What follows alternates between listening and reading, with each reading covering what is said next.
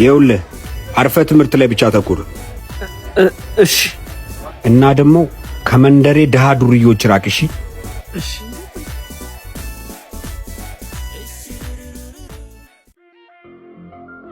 ምን እሸት ነው? አንዱ ፍሪክ የግል ተማሪ አፈላ አበረርኩለት። አንቺ ግን ይሄ የሀብታም ልጆች ጥላቻሽና የድብድብ ሱስሽ አለቃለሻ። ምን ላድርግ ታዲያ? ስናጣና ስንገረጣ የፈጠሩን እየመሰላቸው እኮ ነው። በቃ ላሽ ማለት ነው። ይሄው ሌላ ፍሪክ ጀዝባ ደግሞ ተገኘ። ረፊቅ ቅምጥል የማን ወንድም እንደሆነ አታውቂ? እኔ ቅምጥል ማንንም አላዳምጥም። ናንተ እኔ እና ሌላ ሰው አለ? ና ወደዚህ